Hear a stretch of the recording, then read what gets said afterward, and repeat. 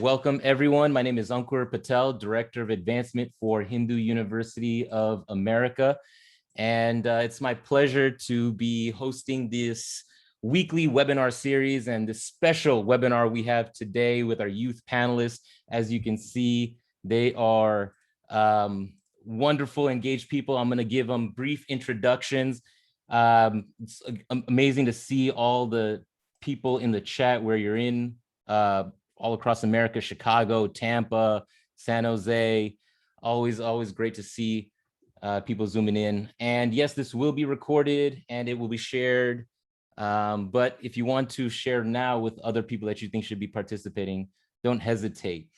So Hindu University of America has been growing and building with all sorts of Hindu traditions and ideas.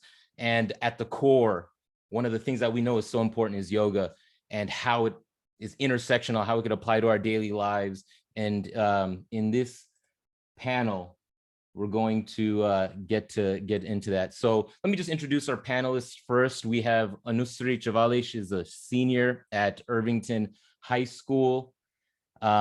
She started taking yoga classes in the 4th grade and continued in kids classes in Milpitas until 8th grade. After that, she began her yoga teaching career.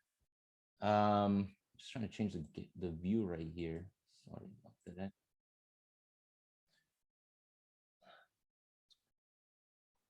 Highlighting the wrong person. Sorry about that.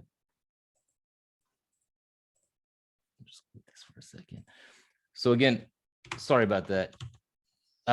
So starting yoga in the 4th grade up in Milpitas, and then after that she began yoga teacher training in Yoga Bharati. We're talking about Anushri Chavali. She's one of our panelists today. She received her teacher certification in 2018. She also took the advanced teacher certification course and got certified in December 2020. In her teaching career, she is focused on yoga for kids and teens, which is especially important with increasing stress from school. During the pandemic, she's been co-teaching kids and youth classes over Zoom. Next, we have Kali, who did her YIC in 2015. She's always been interested in understanding psychological pain and suffering. She became a mental health therapist and works with children and families who have suffered trauma. She's also pursuing her PhD in Hindu theology to understand the sources of psychological resilience and native ways to deal with psychological trauma within the tradition. Next, we got Vedant. He was introduced to yoga as a teenager. He completed his yoga teacher's training course with Yoga Bharati back in 2011, prior to entering high school, and taught weekly public classes for multiple years after. Vedant is interested in helping bring an understanding of yoga and its various benefits to today's teenage and adolescent populations in order to help with issues such as stress management and mental health. Vedant graduated from the University of Pennsylvania in 2019 and currently works in the finance industry. And we have Akshaya, who completed her YIC course in 2013 with Yoga Bharati. Last year, she graduated from the University of Chicago with a BA in Comparative Human Development and will be matriculating to medical school at Virginia Commonwealth University later this year. Akshaya is passionate about addressing fat phobia and bringing an equal emphasis on mental and emotional health as it already placed on physical health to the field of medicine and yoga practice, and teaching has undoubtedly been the force behind this realization. And finally, let me introduce Srimati Ashwini Surpur, who is Executive Director of Yoga Bharati, has been in this work for so long. And it's just an honor and a pleasure to be continuing to work with Ashwini ji on all these different aspects of yoga and connecting the intergenerational aspects of this important practice. So let me hand it off to Ashwini ji to give us some context and maybe steer us through. Please hold your questions until the end. You could put them in the Q&A box as opposed to the chat box. It helps us keep track of it. But Ashwini ji, again, pleasure to have you on. Let me hand it over to you and we can get this underway. Thank you, Ankur. Thank you for that wonderful introduction of everybody. And as always, Ankur has been very, very supportive of all the activities that Yoga Bharati has been doing. He's also taken our holistic yoga course. So thank you. Thank you for that wonderful introduction. And we would just like to give you a little introduction to what this very new format of panel discussion that we are bringing. This is, I'm going to be silent today, thanks to Kali. She'll be chairing this, this whole panel. She's studying PhD in Hindu theology at Graduate Theological Union at Berkeley. So she's one of the very qualified person to be a panelist and the chair for the youth here. And we have, as Ankur said, intergenerational discussion that's going to be happening. So I won't even call mother, but I'm probably the grandparent here, because there are parents and there are Kali's also has a baby, so I have to take a grandma seat here today. That makes me very proud, because Kali just was a little girl when she started yoga teacher training with us, and now she's a mother. She has a little baby, and we have then Akshaya, who is going to college, med school. Vedant, who is a graduate, recent graduate, and then Anushri, who is just entering the school, the undergraduate school, having graduated from high school. So we have very good age range all the way, and let us see how yoga is applicable in all these age groups. So with that introduction, I'll give the baton to Kali to take it from here. Take away. Namaste, everybody. Thank you, Ashwini Aunty. I would just like to start with a quick invocation. Om Gam Ganapataye Namaha. Om Gurur Brahma Gurur Vishnu Gurur Devo Maheshwaraha Guru Sakshat Parabrahma Tasmai Shri Gurave Namaha. Om Sahana Bhavatu Sahanau Bhunaktu Sahaviryam Karavavahe Tejasvinavadhitamastu ma vidvishavahe. Om Shanti Shanti Shanti. Harihi Om. Because we're among colleagues, and I don't have to explain these invocations to all of you. Very welcome. I'm so excited to be here, and I know we are all so excited to have this discussion. Everyone, all the panelists here are equally qualified to be facilitating this. I'm just lucky enough to be picked today. So I'm really excited to sort of get this conversation started, and I would love for this to be more of a discussion. I know we all would love to sort of speak to our piece, but would also love it to be interactive. So please feel free to keep the questions coming in, and we'll get to them as we can. So we'd love to start the panel off with a quick introduction. And I would love to start, Anushri, if you could start us off today. Go ahead. Yeah. Hi, everyone. My name is Anushri. I'm 18-year-old senior at Irvington High School. I've lived in the Bay Area my whole life, and I've been doing yoga since I was in the 4th grade. So I started kids classes in Milpitas, and then from there I went for 4 years. After that, I started my teacher training in 2017, I believe, and completed my teacher training in 2018. And then I started my advanced teacher training through Yoga Bharati and completed that in December 2020. So my main focus has always been with kids and teens, because that's kind of where I relate to the most as a teenager myself, and as someone who's gone through like kids classes and stuff like that. So I really relate to just the concept of bringing yoga into youth spaces, because I feel like it's very misunderstood, especially among kids who grow up kind of in the Bay Area or in the United States, where the culture around yoga is very different from how it would be in maybe India. So it's really interesting to see how kids kind of enter the classes with one perspective and then leave the classes with another on like what is the concept of yoga and what are they learning through yoga. So I'm really passionate about just making I guess kids and teens, I want to help them find some more healthy coping mechanisms through yoga, especially because where I live, there's like a very stressful competitive environment. So I've gone through that myself, and I want to help make it better for other kids and teens as well. So that's one of my main focuses, is stress management for teens and for kids, because stress permeates in almost every age group, every aspect of life, especially kind of where I live and where I'm based. So that's something that I'm really passionate about. And another thing is just helping kids and teens find enjoyment in yoga and realize that this can be something that they find fun and something that they find fulfilling. So I've been doing that during the pandemic by co-teaching kids and youth classes. We just wrapped up our last youth class last week, and it was really exciting to see that the kids were not only involved in kind of learning new postures and learning meditation, but they were also involved in environmental work. They did an environmental project where they learned more about problems that are affecting the environment. So this is something that I'm really happy about, is that we're bringing all sorts of issues through yoga.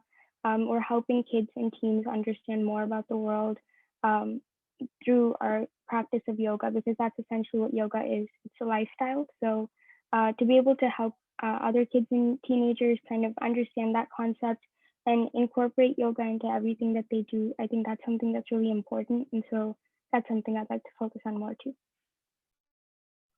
Anushri, thanks so much for sharing your passion and for the work that you've been doing. It's remarkable and amazing, and I know we'll hear more from you as the panel goes on. Akshaya, I would love to invite you to go next, please.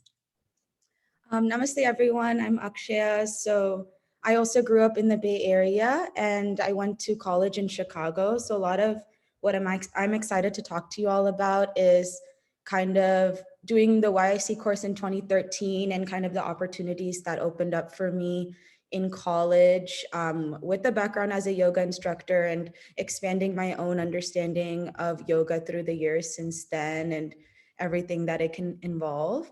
Something that's been really cool, kind of a silver lining of the pandemic, is being back in the Bay Area at home. Ashwini Auntie has gotten me more involved with Yoga Bharati and becoming a faculty for the youth yoga teacher trainings, and just seeing the future kind of generation of how excited they are and how capable they are. As like, I mean, I must have been capable when I was that age too, but I forgot. So just being surrounded by all of these youth is like really inspiring and awesome. And it's really cool to help shape the future yoga teachers.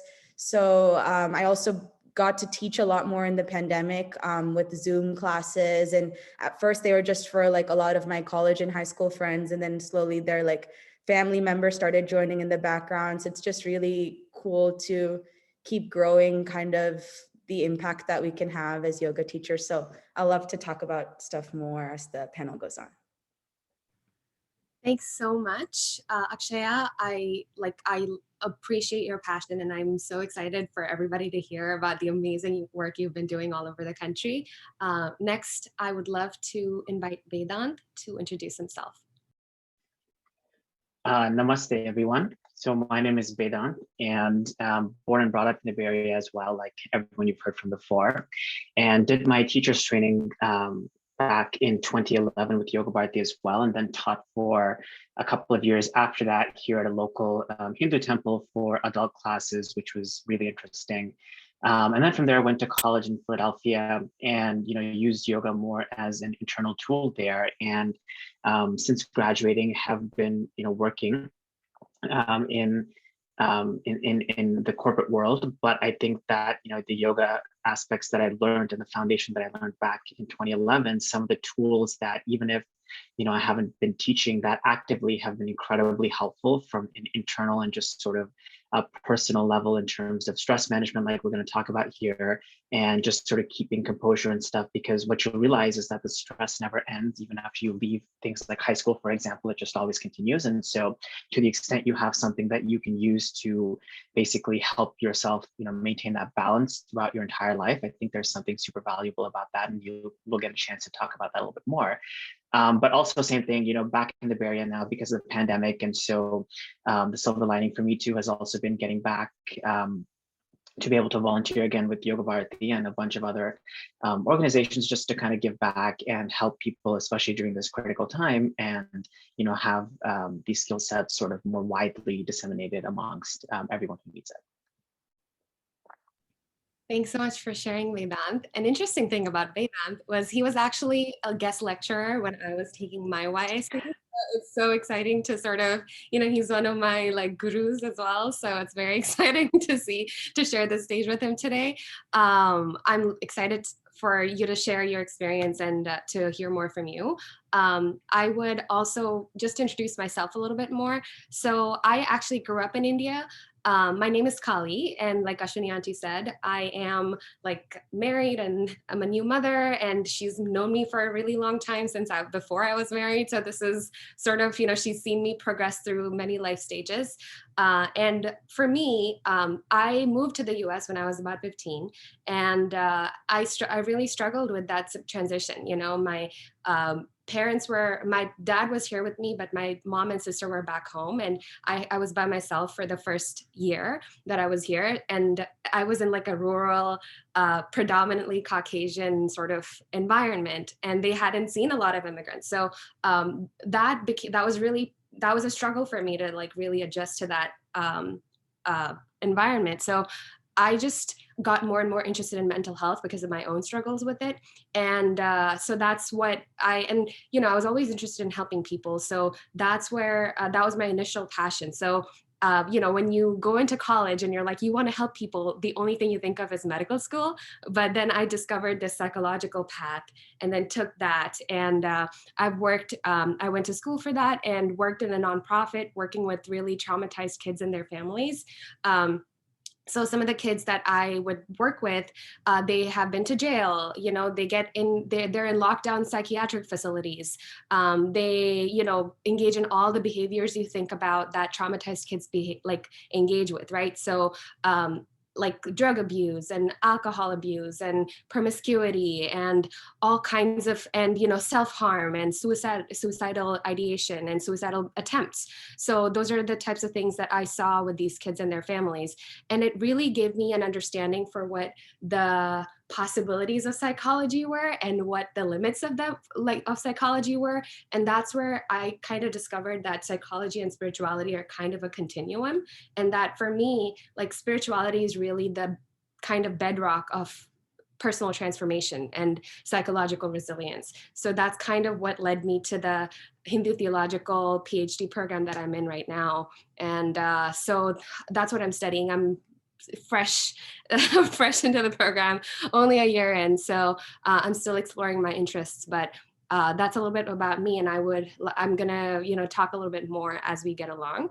Thank you everybody for the introductions. So I'd like to direct the first question to Anushri.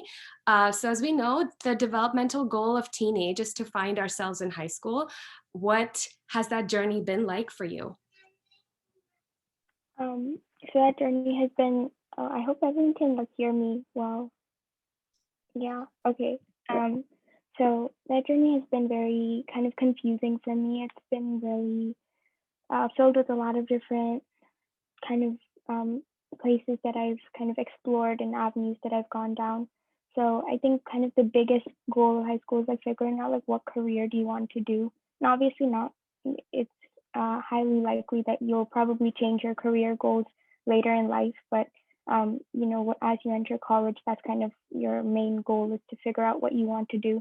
And so that process for me was pretty difficult because I didn't really know like what I was passionate about. So I thought I wanted to do something related to health because I was doing something with yoga, but then I realized that's not my interest. Then I realized maybe I want to do something in business. And so I pursued some activities to like explore that more, but I realized that also wasn't my interest.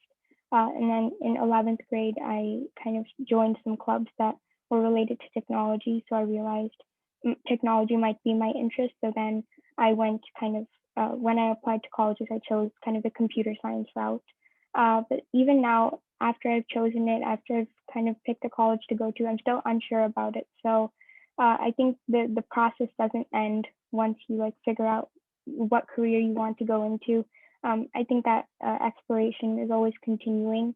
And the reason that exploration, I was able to come to a conclusion with that exploration as of now, with computer science, even if it might be temporary, reason I was able to do that was because I was exploring all of these new pathways and going into all of these new avenues. And it was kind of difficult to like start joining new clubs in like junior year just because I was changing my interests. But that was the important part, was being able to put myself out there and try new things. That's also something that's really important in high school, is just being able to try new things. And that isn't limited to just career and extracurricular activities. It's like how you function socially as well. I put myself into new friend groups. I found people who I related to more.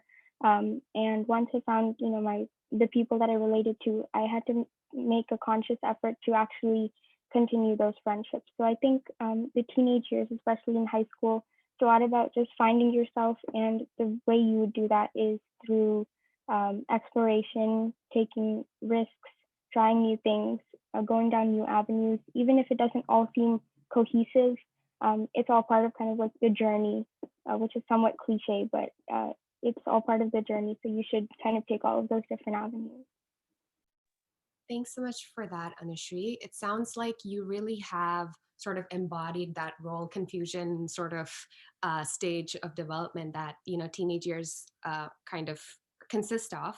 I have a question for you. What kind of support have you gotten from your parents, and how has yoga been helpful for you in this journey? Could you speak about that? So definitely, my parents are super they just allowed me to explore whatever I wanted to do. So that was kind of really helpful for me. And in terms of yoga, it's been this constant in my life. No matter kind of what I'm exploring, I always have yoga kind of as a part of my lifestyle that I can incorporate into anything I explore. So, I think that's kind of the main thing about yoga, is that you don't have to base every decision off of your teacher your career as a yoga teacher. You can kind of incorporate the yogic lifestyle into everything that you do. So, yoga is much more beyond postures and meditation and stuff like that.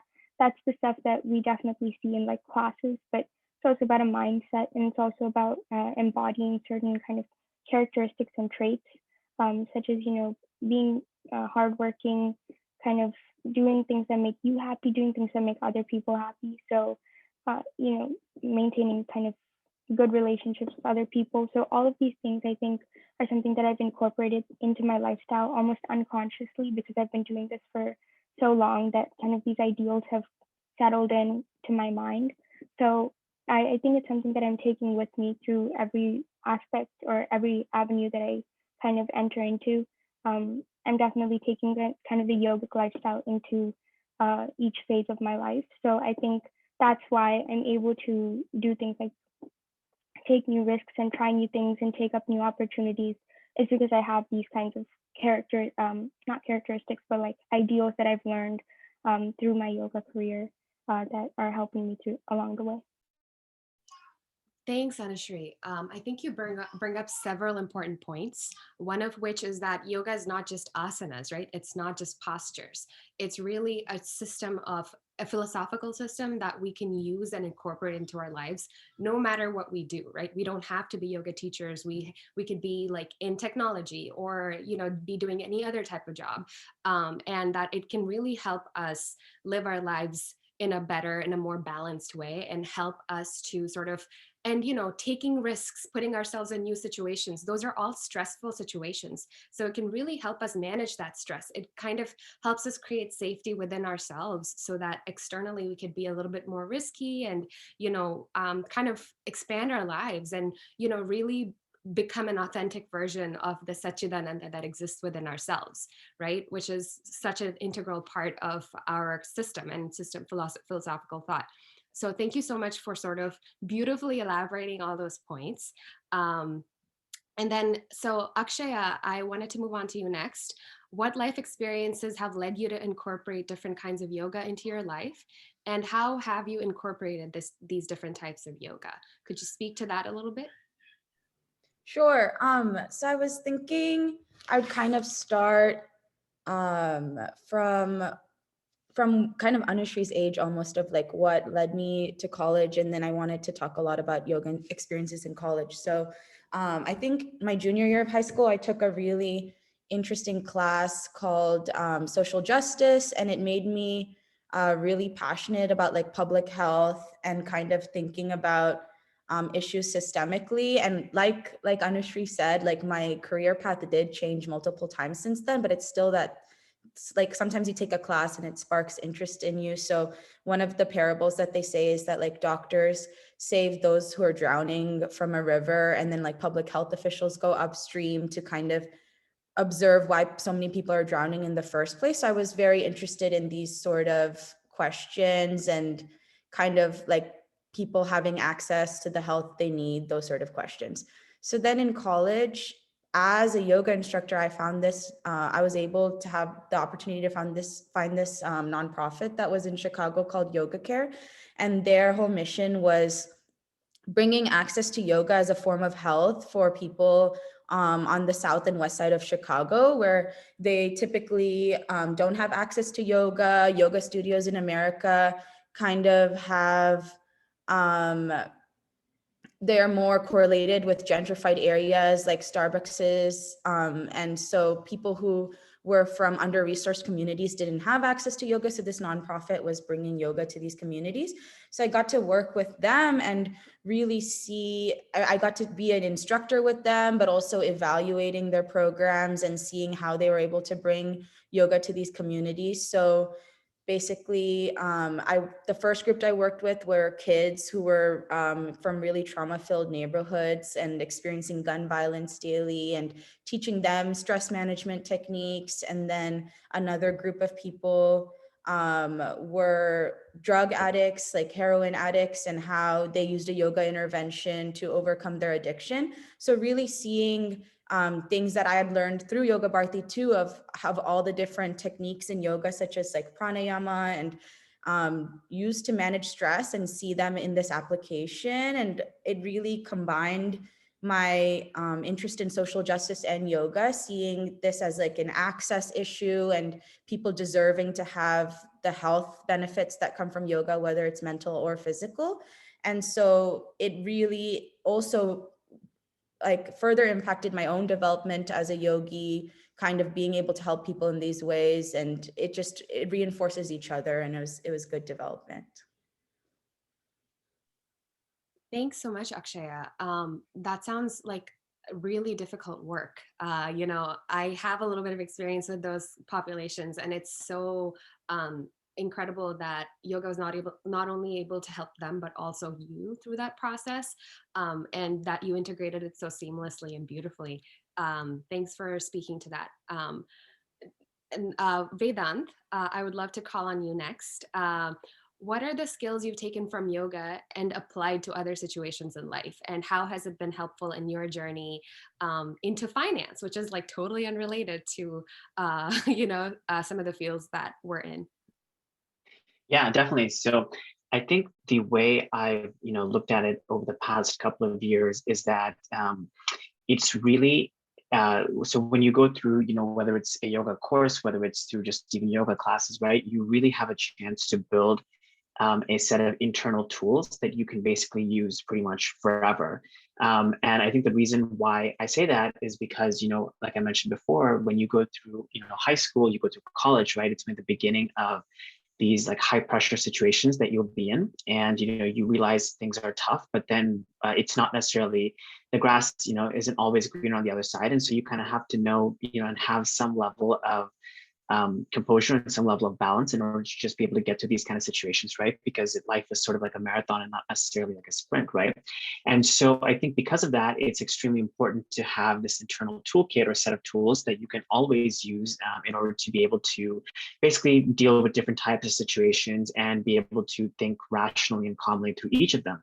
And so the way I've kind of seen, yoga practice in the past and even now is that you can kind of split it up into two different dimensions, right? So one dimension is, the physical practice. So the asanas, the loosening practices that you do in order to get the physical benefits of each of the practices that you do and open up the body, etc.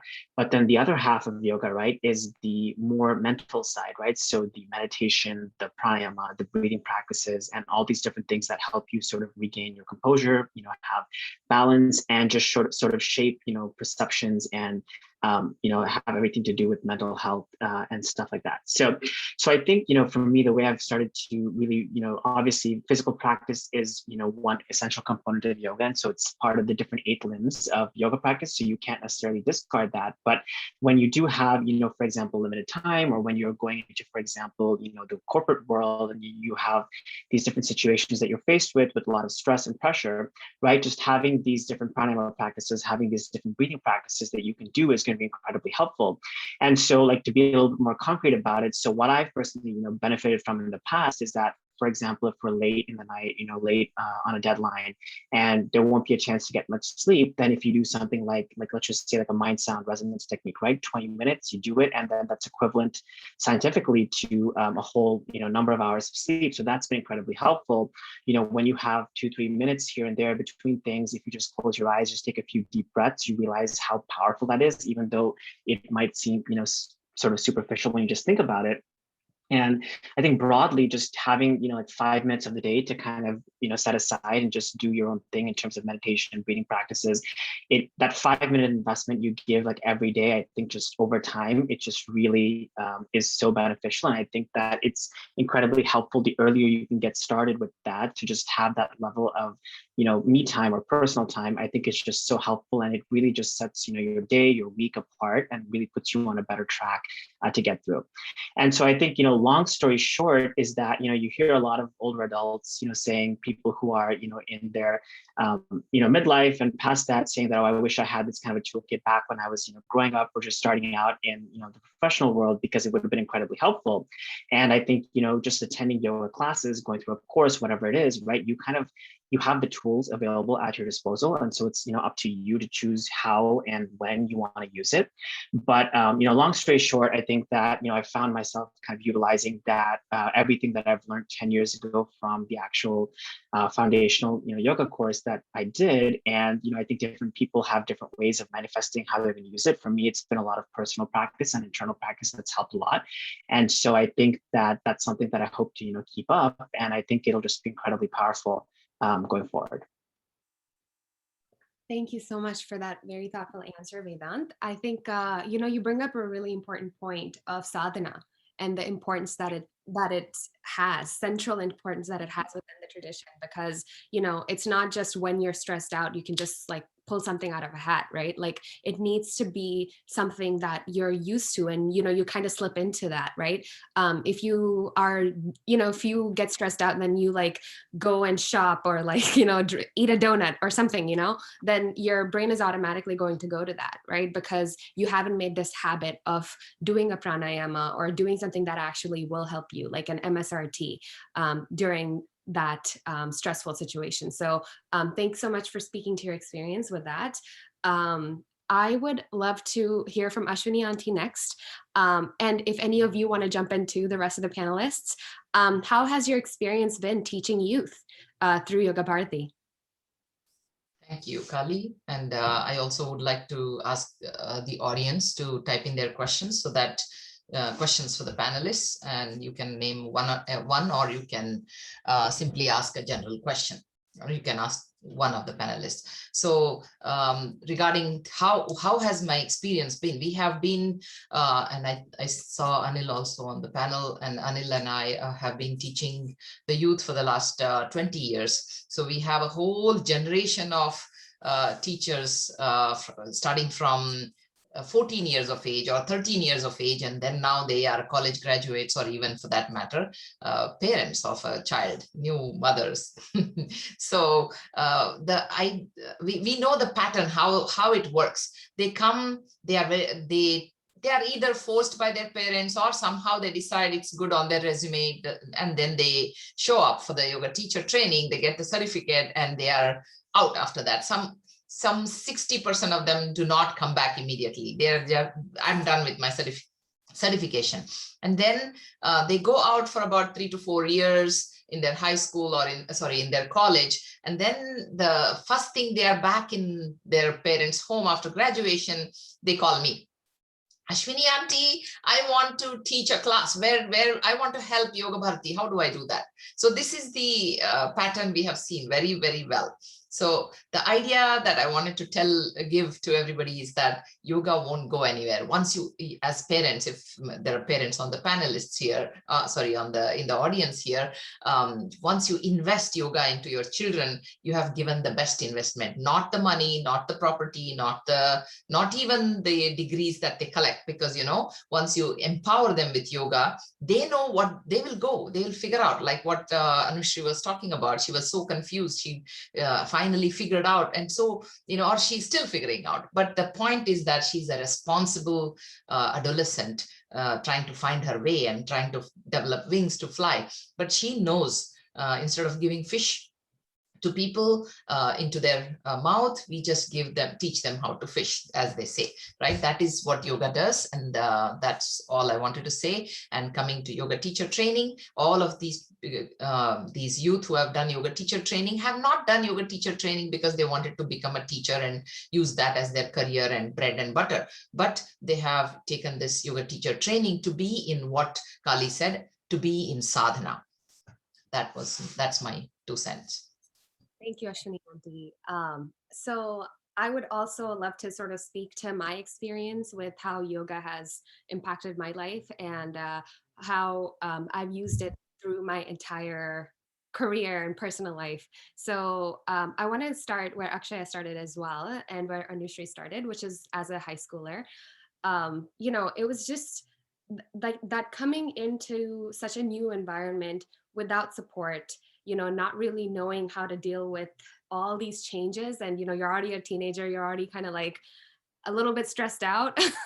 It was really hard, you know, and I didn't know what was happening at the time, but, you know, I've done like the yoga course, and I've done, like, I took a psychology, I did a whole grad school degree, graduate degree in psychology, to kind of figure out that, you know, what a stressor is, right? And psychologically speaking, a stressor is basically something that kind of, it opens up the fight and flight within yourself, right? You either fight a stressor, you fly from the stressor, or you freeze, right? So that's what I recognize now. And for me personally, I went into a freeze situation, which is like which is like a very deeply coded part of our brains, where, you know, you just play dead, right? So you kind of like you almost like shut down, and you see that a lot with trauma, and a lot of people and kids that go through traumatic experiences.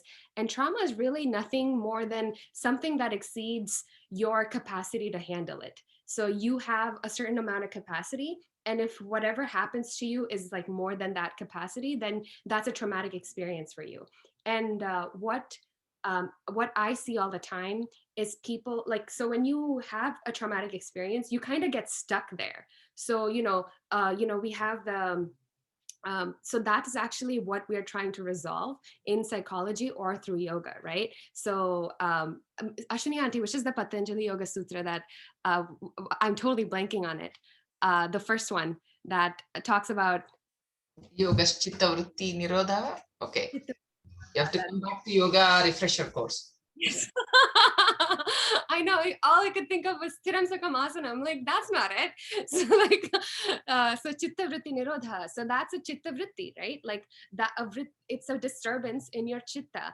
And so because in our system, you know, who you are an embodiment of the infinite Satchidananda, right? So what is stopping you from living that, from being that, right? It's all these vrittis. So, you know, something like that, a trauma, right, can kind of stop you from recognizing it. And also we have like vasanas and purna janma sukrita and all that sort of stuff. And those are all, you can think of those as like vrittis that exist in you right now. And what we need to do is kind of resolve all those vrittis through yoga. And my personal practice has been yoga, bhakti yoga, actually. So I know we've talked about Raja Yoga, right? Like the Ashtanga yoga path and asanas and things. But, you know, my personal yoga has been bhakti yoga. And that's really what's helped me resolve my like my own psychological issues or my own traumatic experiences that I've had. And especially because as human beings, we are wired for connection. As human beings, we are wired to be in connection with other people, right? But you can also be in connection with yourself and with your Ishta Devata. So that has really been the healing and transformative experience for me. I have a guru, and it's been transformative experience to be in her sannidhi, to be close to her, and to get from her, to sort of get her bodha, right? Like, which is her, like, get the discourse from her and apply that in my life. And that's been the transformative kind of yoga for me. And I just want to remind everybody, yoga just means union, right? And union with your true self. So, whichever path you take, the ultimate point of it is that you embody the most authentic version of yourself, because that's nothing short of God. And you also become a productive member of society. That's dharma, right? So we are all that's all of our, I hope we've all shown you our own ways that we've done this. And I want to pass it back to Ashwini Aunty to talk a little bit about the course. And please feel free to keep your questions coming, and we'll answer them as they come along. Thank you. Thank you. Akshaya was interested in going just a bit more about her passion. She's very passionate about helping people, girls, right, about body shaming. And so Akshaya, go ahead. Sure. So when I was in college, I had joined this club called Body Positivity. So I learned a lot about eating disorder prevalence on our college campus, and just how people were engaging in such disordered eating habits, and also just feeling a lot of stress about their body image all the time, like whether that's constantly, like, there's habits called body checking, which a lot of people have been talking more about in the pandemic, where it's like obsessively checking your weight or yourself in the mirror. So there's just like a lot of fixation around the body and eating that comes with diet culture, I think, in our country, and just kind of how wellness has been exploited a lot by like companies to mean a particular thing. And so people are losing thinking about their health to thinking about weight loss and all of these things obsessively. So I was in that club for 4 years, and then they asked me this past year to teach a yoga class for the club. And I really, sitting on my thoughts from this whole past year on how yoga doesn't have to in any ways mean what people might think it does, which is like just becoming really fixated on the body and being really rigorous and like unforgiving towards your body, but rather just focusing on gratitude for your body and everything that it can do, and just really being with your body when you're in the posture, and just kind of the mentality you're supposed to bring to each asana. And I shared that with our school audience and some participants in that in a yoga class, kind of centered around what they called like body liberation. So that was really cool, because bringing yoga to that conversation felt really powerful, especially when there, like Anushri was saying too, there can be a lot of misunderstanding about yoga as just physical and just promoted in the wrong way. So bringing those two passions with yoga was really awesome as well. Thank you, Akshaya. Body liberation is a wonderful term. We also in Vedanta and in yoga, we say Sharira Madhyamena Khalu Moksha Sadhanam. So body and liberation are connected in that sense. So with that, I think I'll share the information about our upcoming youth teacher training. This youth teacher training and questions, please hold your questions for the panelists. We'll come to the question answer session, or any comments that you want to give. Thank you, Sriramji, for your wonderful comment to the youth. This is your comments mean a lot to us. So youth teacher training here. It doesn't let me go, so let me. You can still see, right? So we are a nonprofit organization. Our mission has been to spread holistic message of yoga with its Hindu roots, and we offer classes, we offer training courses.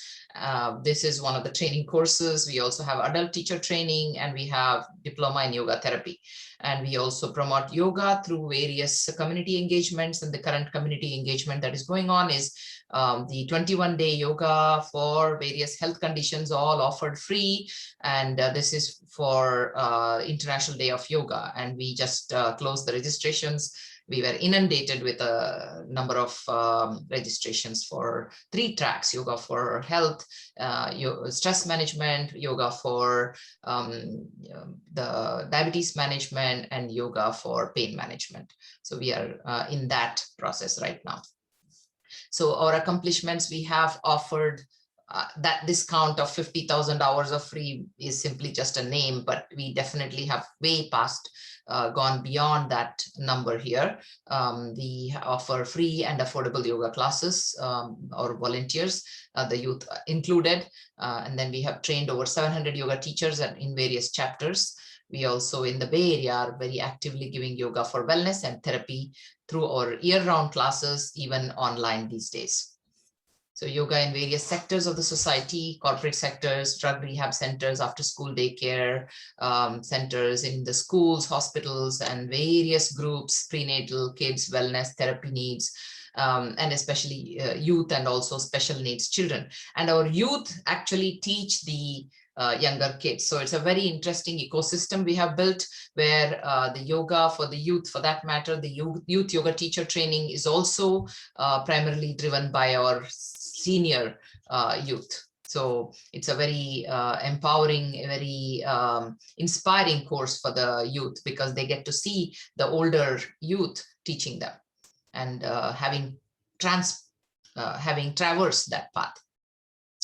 Affiliations, we are affiliated with Yasvesa University in Bangalore. We also are accredited school with Yoga Alliance, and also International Association of Yoga Therapists for our diploma in yoga therapy. So our youth teacher training, coming to the most important one here, youth teacher training. We take kids from 13 to 18 years.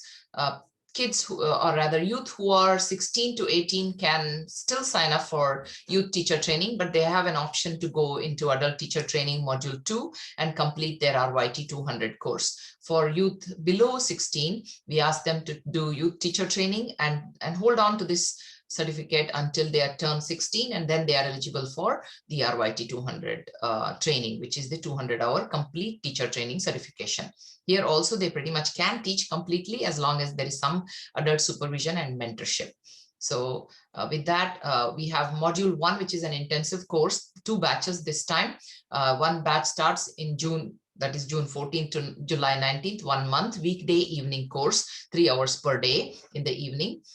For those of you who are in the West Coast, it is 5:30, I think. I'm not exactly sure. It's more, we'll come to that slide.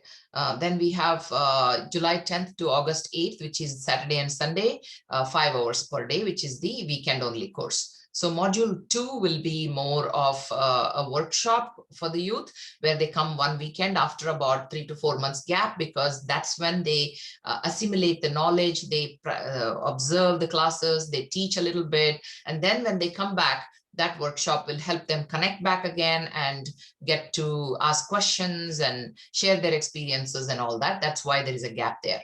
And so they meet again. Module 2, 3, and 4 go parallelly. Module 3 would be practicum training. They observe kids classes and various classes.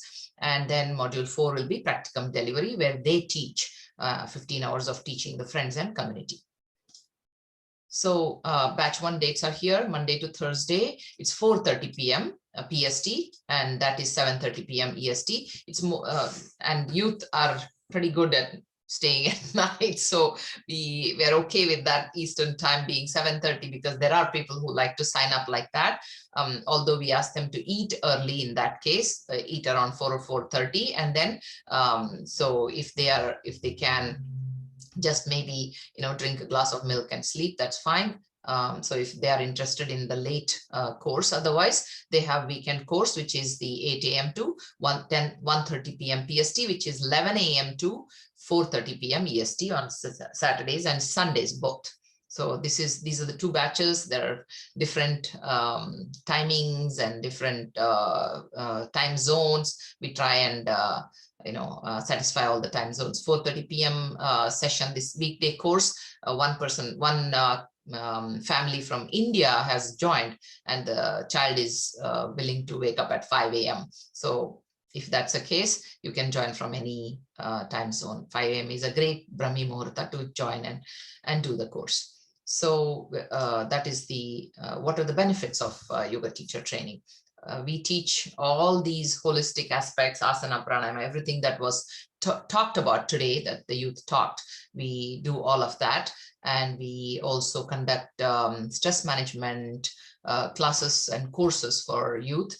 And also within the course, we bring about stress management concepts. And we also delve on yama niyama discussions, which help the youth feel a complete transformation. Many of them, they are very emotional when they finish the training because they see a big difference. Last time we had a student who had this autoimmune condition, celiac disease or Crohn's disease, I don't remember, and she was in constant pain. But after the course, through the whole course, she started working on her stress and her own problems, and all the yoga poses and asana, pranayama helped her so well that the mother said that by the end of the course, she did not need medication for her condition. So she was able to manage. So we see that even during and through the course, youth see a big difference in their thinking, in their health, in their the way they even see the world. One youth said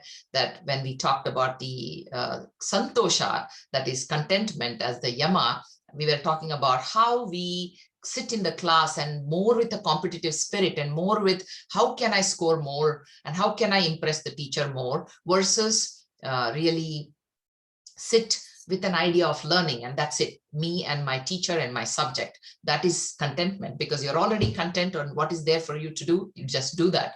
Just this yama discussion about this niyama, the youth went back, and the following week we had this assignment to write and come back and discuss. The youth said this was a complete transformation, because now actually I used to think about grades and competition and this and that when I was sitting in the class, and now my learning has improved in just 1 week, because I'm paying more attention to the teacher and not worried about, the constant fear and struggle inside that how will I grab the attention of the teacher and how will I impress the teacher was my problem. And now suddenly I feel free. So this kind of experience we hear even through the teacher training. This was just 2 weeks into the training. So very interesting, the buds just simply bloom into flowers, and we see that. And that is the beauty of being a teacher for these youth. And yes, it is great on the resume, differentiates you from other students and from SVASA or parent organization. It's a university where people come to get yoga degrees. They do even all the way up to PhD. And we ask them, what exactly do they do? What kind of jobs do they get with PhD in yoga studies? And you know what they said? It doesn't matter what the people with any degree, and every degree come to us to do PhD and or masters for that matter. And they go back finding a good job in various sectors just because they have done yoga course. Because if they have like so many applications in India, especially, right? There's so much competition, and the people, the recruiters, they look at the resumes and they say, wow, this person has done yoga and yoga course, and he's finished his bachelor's, master's, whatever, or teacher training, and he has been teaching yoga, or she has been teaching yoga. They just pick that resume more, even if it is a job that is unrelated to yoga, because they know that this person can be a team player, can be hard worker, has good values, and won't be corrupt, all of these things. So yoga differentiates you from other students, not only on the resume, but even otherwise also. And we heard that from the panel here. So we also have better ability to handle college stress, with this training. And we also introduce youth to various aspects like yoga anatomy, if they're interested in taking asanas to the next level, to into Sanskrit and Ayurveda, if they're interested in other sciences like Ayurveda or Sanskrit studies, which is all related to yoga. And we, most importantly, as all these youth said, we empower them to serve the society, which is the most important aspect here, because the world, the planet is ailing, and we need these youth to carry the torch to heal the world. And that is something that is done here in a very good ecosystem within a small ratio setting. We have teachers lined up, so many youth and adults willing to help this training. So we do have a lot of breakout rooms and give individual attention. At the same time, they come together and do these group projects and various things. We design in such a way that they meet each other, they talk to each other, they develop lifelong friendships, and these friendships are lasting because they are connected by a sacred thread, as opposed to simply I like my friend because we both go hang out in a football club or wherever it is. That is one kind of engagement, whereas this connection is a much more deeper connection. So that is my marketing point. not even marketing, it's a real thing. Okay, so if you're interested, we are taking registrations at this point. Also wanted to announce other courses that we have. We also are doing Holistic Yoga 1 and 2. Holistic Yoga 1, 2 is beginning soon, which is a deepen your yoga practice. We are doing intensive yoga practice. If you have yoga practice in you already, you are a practitioner, this is a good course for you to join. Or if you have done your Holistic Yoga 1, you can take 2. In any case, we have various courses. You should go and look into our area of on Hindu University of America. Go to yoga studies and you will see all the courses that are happening. With that, I stop here. If you have any questions, we are here to answer, and any questions for the panel, we are here. Back to you, Kali. Srinivati, thank you so much for that super informative presentation. Any of the panelists want to speak to their experience with the yoga teacher training, I welcome you to speak. Personally, I absolutely just loved it. I did it more for personal enhancement and personal sadhana than becoming and to incorporate that into my life. And I just absolutely loved the yama niyama portion of it as well. So does anybody else want to speak to their experience? And I love the chatter that's going on through the chat and through the Q&As. So please keep that coming. Any of the other panelists want to speak to your experience? Yeah, there's one comment here. My suggestion is to add Patanjali Yoga Sutra and Hatha Yoga Pradipika text. Yes, we do add Patanjali Yoga Sutra heavily, Hatha Yoga to some extent. And then we also bring Bhagavad Gita. Mainly Patanjali Yoga Sutra and Bhagavad Gita is heavily delved into. Thank you. Thank you, Dineshji. Yeah. Any other questions? Aarti, would you like to ask the question? I'm a Hindu youth outreach educator. So yeah, thank you. Thank you, Aarti, for that wonderful introduction of reaching out to us as a Hindu youth outreach educator and liaison in Irvine. Yeah, thank you. We have someone asking a specific question about having hip pain and things like that. I would suggest, if you have any specific problems, to go to a yoga therapist, because that's just the best way to get into individual specific asanas or things to avoid, rather than this forum. So I would just encourage you to reach out to us individually if you'd like some more specific questions answered. Yeah. Thank you. And there's a question, at what age can yoga be introduced? There are even classes where it says itsy bitsy yoga and 3-year-olds. One course that one of our the youth teacher training, one inquiry came to us, and he's joining, her son is joining. Her son started yoga at the age of 3 years old, and she said she found a teacher who was teaching itsy bitsy yoga, and this child was a preemie child, and she joined she said, I'm not going to give him any other medicine or anything, very, very small child. And she said, I'm going to start with yoga. And from the age of 3 until 14, the child is into yoga, and now she's 15, and now he's joining the youth teacher training. And so basically people can take yoga path from very young age. We at Yoga Bharati take from the age 6. It's kind of hard, especially online. It's very hard to teach much younger children. So we do from 6 years old. Yes, one question from Michaela. 200-hour teacher training. Yes, we are starting 200-hour teacher training in fall of 2021, starting August 10. So if you're interested, through Hindu University of America, you can sign up for our teacher training as well for adults. And good, thank you, Subrao, Jagan, thank you very much for congratulating our youth panelists. Yes, their stories have been very, very inspiring. And any other questions? There are comments here. Can we share this webinar with others? Ankur can answer that question. Yeah, so we make all of our webinar recordings available if you complete the registration form. You'll get the recording if you registered tomorrow. Pragyaji, our director of registrations, will follow up. And if panelists have links or other things that they want to include, we can wrap that in there and make sure that everyone who participated gets the proper email with the recording, with links that are relevant. And that'll go out tomorrow. So we try to make it easy for you to follow up and engage and participate, because as we know, it's a practice. It's not just show up for one webinar on a Saturday morning and your life is going to change. You got to take the actions on a daily basis. You got to participate, and we're trying to make it easy and encourage you to do so. And thank you to our youth panelists for joining and making it, showing that we can do it right from a young age. There's different ways and all the different things that you shared. It's just been an honor and a privilege to be here with you. We're at the top of the hour. We can keep on going and take as many questions as you have. And yeah, Ashwiniji, back to you.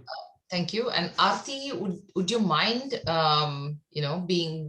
talking to us about what you do? You seem to be doing something very relevant, Aarti, and you have been writing to the panelists. So Aarti Kaushal, if you would like to unmute, Ankur, you may want to elevate if you raise your hand.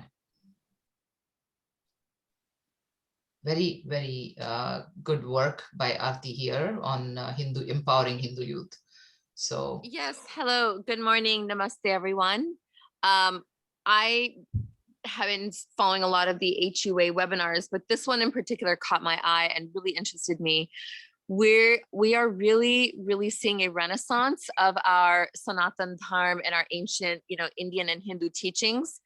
And I think really our youth stand to be like ambassadors to the world through yoga, meditation, pranayam, Ayurveda, all these ancient practices.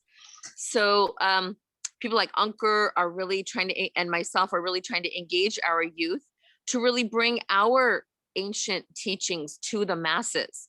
And so what we're trying to do is do different types of outreach and liaison. And so I've included my information. Please be in touch with me. I'll be in touch with Anilji. Thank you so much. I'll send you an email now. But I'm really impressed by the youth panelists, and I cannot overstate enough the importance of Anusri and Kali and Vedant and Akshay. You have no idea. Aarti, you're muted accidentally. Aarti, I think. Oh, sorry. Can you? Okay, sorry. You have no idea. You have no idea how important and critical your role is as youth ambassadors, bringing this ancient knowledge to, diverse populations and the masses. So whatever we can do to support you, we will. Ankur and I will be happy to take this forward. That is our pledge to you guys. So keep it up. Super impressed by all the esteemed youth panelists. Really, you guys are the shining light. We're just lucky enough to have been introduced to this early enough that it's impacted all of us in the way that it has, and we found this amazing ecosystem through Yoga Bharati, and It's just been such a wonderful and fulfilling thing for me also, and I can speak to the other panelists as well. Like, we've all just really enjoyed it. If you guys want to speak for yourselves as well, please feel free to jump in. Yeah, Thank we would love to hear from the others as to where do you youth want to take it? That's my question for each of you. What is your vision as yoga practitioners, yoga teachers? Where do you see your role as ambassadors using yoga to help a lot of suffering in the world, to help heal? I'd like to hear from each one of you. Excellent question. I think we should have, starting with the youngest, Anushri, go for it. I think it's a pretty loaded question, considering, I think for right now, my focus is actually on myself, which before I would be a little bit ashamed about saying, but now I've realized that that's the most important thing to do, is first focus on yourself and then take it to other people, because if you don't make the change yourself, how can you help other people make those changes?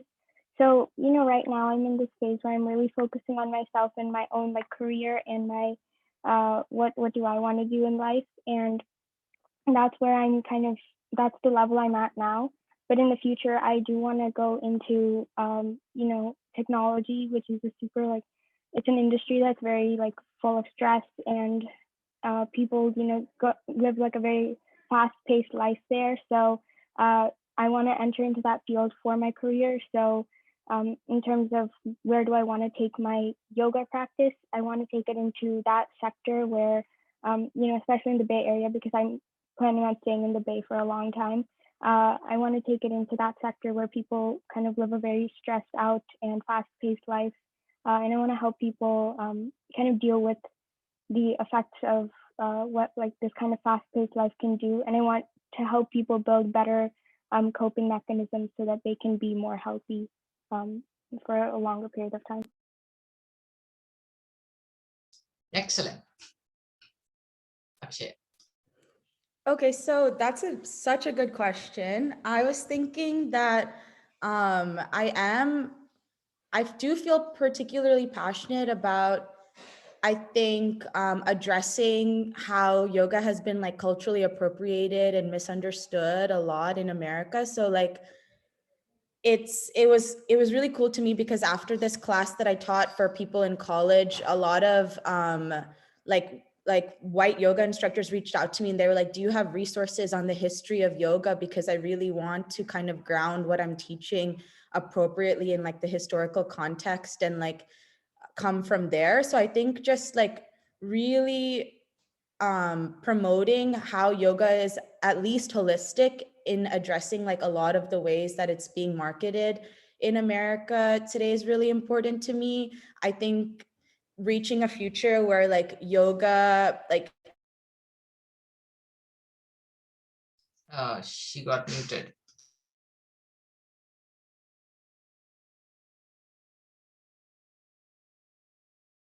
I think she was kicked out. She'll come back. I think we'll have Vedant go. Yeah, so no, I guess I'll just take over then. So I think for me, right, the biggest thing has been being able to really, I think, spread the word at a young age, and young age meaning more the sort of teenage years to early adolescent years, when there's a level of, not too early, when there's, it's sort of more of, you don't really know what's going on, but when there's a little bit of a sense of maturity to be able to understand a lot of these concepts and how do you actually apply it and how do you think about it. And I think the reason, why that's particularly important for me, at least, has been, because 10 years ago, right, when we were doing the yoga teachers training course, there was, I think, people knew what, for example, at least my age, my contemporaries and peers, they knew what yoga was, but, no real sense of, benefits, no real sense of how to actually use it, apply it. It was more of very much a physical thing where it's okay, I'll use it to get more flexibility, or I'll use it to, be able to, use it as an adjunct to track and field or something like that, right? So nothing on the actual mental or breathing or these kind of, personal benefits. And I think, though, what's changed in the last at least couple of years is that there's a lot of more mainstream adoption when you think of celebrities, athletes, right? People in, CEOs, anyone, right, who are adopting, meditation, they're adopting breathing practices. So there's a lot more adoption. It's a lot more of, there's a lot more of acceptance of, yoga as a broader, like, holistic tool to help you now. So I think people are now, especially younger people, are getting more and more receptive to actually being able to apply it and incorporate it into a daily habit. And so I think, off of that, environmental change, I think it'll be very helpful to piggyback off of that and kind of help, people understand more and more about how it's useful at a young age. So that's kind of where I see, myself hopefully coming in a little bit. Excellent. Kali. This is something that I'm extremely passionate about. My interest is, I grew up in the city in India. I grew up in Mumbai, even though I'm from the South. And I noticed that it's really popular for like a lot of my contemporaries, so kids that are educated in the urban areas, to say that they're agnostic or they're atheistic. That's something, and that was really troubling to me, because my personal, and the other thing that I noticed is that what I learned in the history books is, caste cow curry, right? Like that's kind of what I read about Hinduism, but my personal experience with it was so different. It had been such a transformative and amazing and fulfilling and deeply connected experience for me to sort of do my sadhana. So that always confused me, because my lived experience of Hinduism did not match with what I was studying and what I was hearing from my peers, because they didn't have this firsthand experience.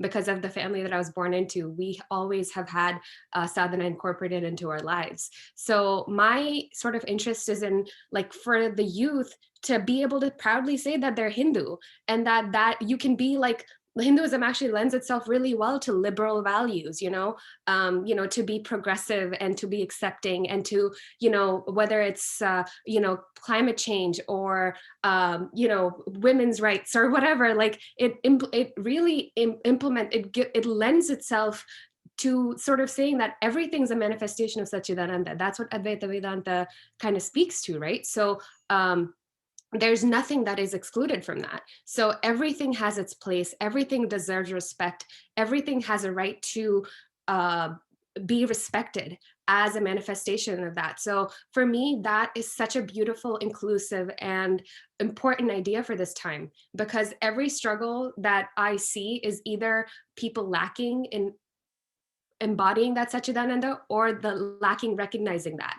And I feel like it should be, we as like forebear, we have inherited this amazing tradition that gives us this framework to see ourselves and see the world. And I think it's such an important framework. So for me, the big and important thing is having an identity that you can feel proud of, that you can own and feel totally happy. Like, you don't have to not be Hindu to be accepted, right? You can be a very practicing religious Hindu, and that's absolutely okay for you to do as a part of a modern society. So I think that is something that personally has been kind of painful for me to recognize, that there's so much misinformation, and that there's also so much, even amongst other youth who are Hindu, and there's just not enough information about what it really means. It's not wearing a sari and going to the temple 4 times a year.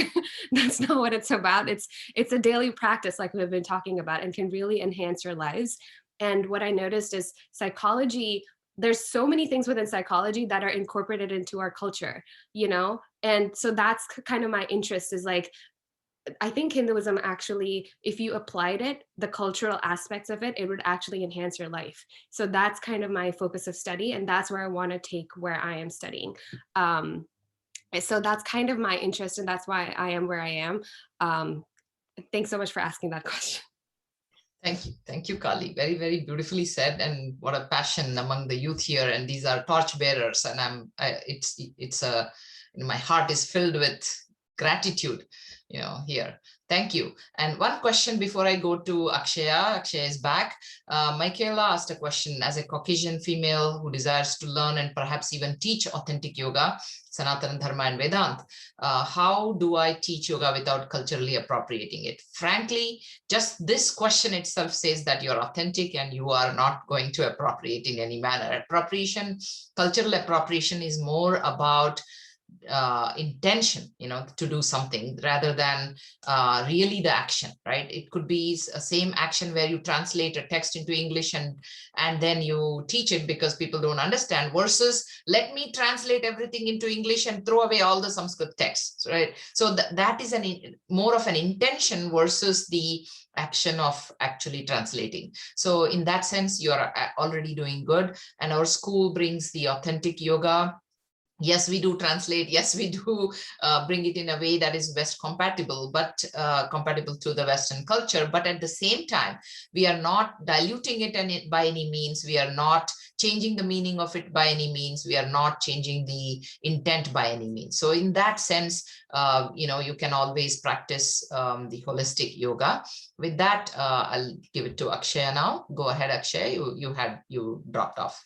Oh yeah, sorry, my laptop died. I think I remember where I was at though. Basically, like I am trying to work towards like a future that I'm envisioning where like kind of the associations that are made with yoga right now, at least in this country, like when I was in high school, yoga pants were not allowed to be worn at school because like that's like the thing people associate with yoga, and like Lululemon as a brand and like a particular body type associated with yoga, a particular look, like maybe a thin white woman is what like the yogi kind of associations. And I don't think that yoga should be excluded from anyone, but I think that if more knowledge about the true holistic emphasis of it were known, then all of these associations would be ludicrous. Like it wouldn't be like getting a certain aesthetic of a body that would be the most associated thing with yoga. It would be more of the lifestyle and kind of mentality and just like I think we're already getting there. I think people are talking more about like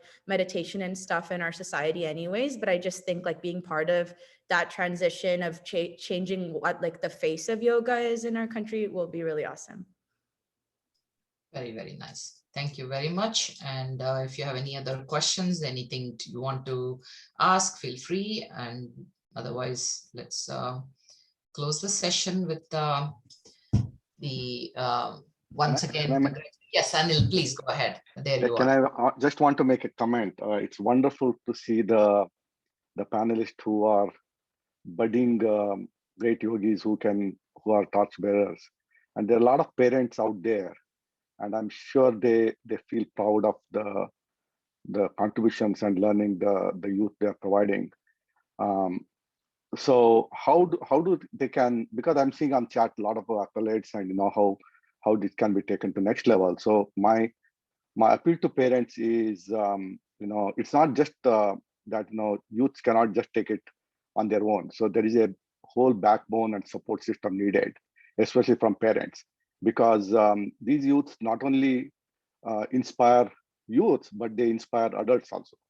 So it's important that the adults try to bring or give the taste of yoga to any youths in their family or in their friend circle, in the community, so that we need a little bit nudge, because there are a lot of other distractions for youths to go and pursue their passion, but they need a little bit nudge and a little bit push to take this yoga path. It's not that easy path. It's not very attractive. So it is a appeal to you, youths is to adults is to identify the youths who have that inclination or who are potential to sprout, and encourage them and support them in this endeavor, and then that's how we can help the youth to take it to the next level.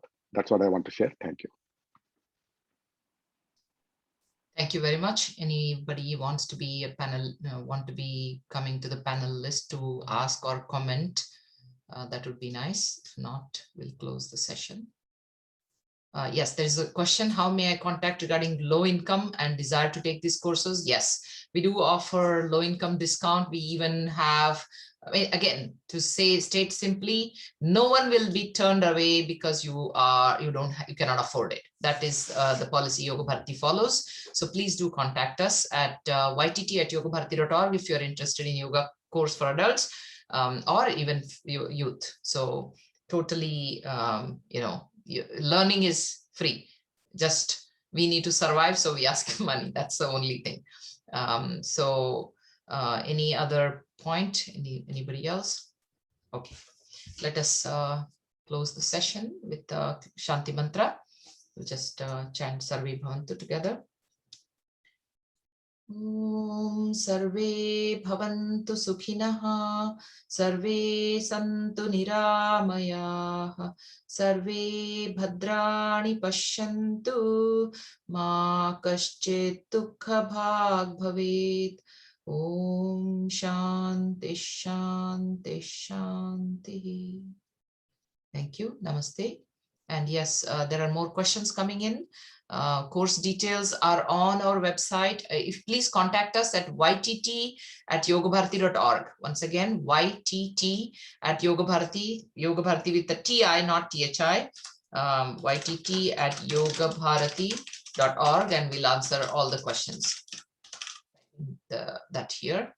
Okay. So if you have any further questions, please let us know. Thank you. Thank you. Over to you, Ankur. Oh, thank you for that beautiful webinar. Enjoy the rest of your Saturday. Thank you all for participating. Thank you.